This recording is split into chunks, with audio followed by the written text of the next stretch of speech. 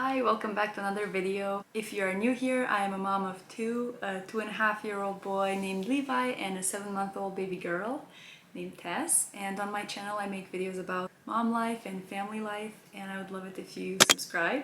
In today's video I will talk about my experience with baby-led weaning, which is how I introduced solids to my first baby and primarily what I'm doing for my second baby. If you don't know what baby-led weaning is, it is allowing your baby to feed themselves by offering finger foods that they can grab by themselves and preloading their spoons with puree so they can feed themselves. The basics you need to know about baby-led weaning are that it gets messy and that it can be a lot of work to prepare the food and clean the meals. But the goal is to teach your baby how to feed themselves so you don't have to spoon feed them for a long time, which I think is great. The resource that helped me most in this journey has been Solid Starts, which is a free database full of resources about baby-led weaning. They have a ton of information, guides and recipes, and a lot of information out on baby-led weaning that is very helpful to, especially to first-time moms. I learned everything I know about baby-led weaning from their Instagram account. I followed their first 100 days of solids guide with my first baby, and I'm currently working on it with my second one, but I'm doing things a bit differently this time, and I'll explain why. With my first baby, I followed the guide to a T, and the guide has 2 meals a day, which are different every day with a few exceptions. So I was struggling with food preparation because I was cooking meals for my husband and I, and then 2 different ones for my baby every day, which ended up being a lot of extra work. And anyone who's done the solids journey knows that a lot of the food in the first month or so ends up mostly on the floor or on your baby if you're doing baby-led weaning. So it was very frustrating and having to do all that work for almost nothing.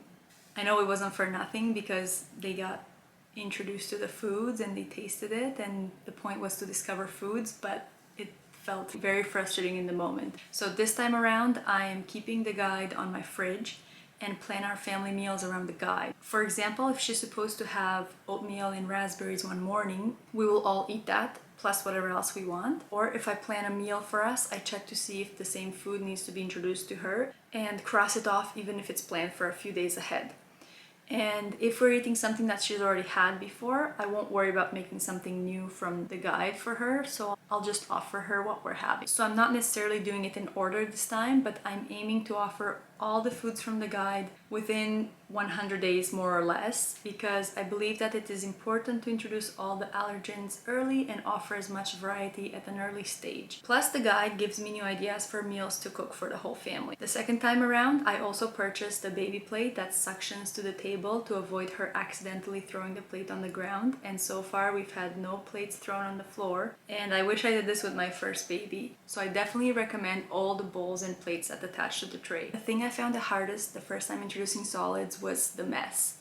No matter what I did, I could not contain the mess and make it easy to clean. So to make things easier so far, when it comes to serving purees, I will offer her the preloaded spoon with the puree, but if she throws it on the ground once or twice, I will stop offering the puree and just spoon feed her that puree myself. Don't get me wrong, it still gets messy, especially when you serve sticky foods like oatmeal or yogurts, but I think I have cleaned smaller messes so far than what I cleaned with my first. Another way I'm making it easier for myself is if I'm visiting someone or going to a restaurant, instead of bringing her meal from the guide with me, which I used to do, I will simply offer some of the foods that I'm eating to her and just have a snack as a backup. So right now I'm about a month and a half into baby-led weaning with my second baby, and it has been a lot less stressful than it was with my first baby, but this is just me. I find that a lot of things are less stressful with your second baby, and a lot of it has to do with having gone through it once and knowing what to expect. Honestly, I was dreading starting solids for the second time, just knowing how hard it was the first time.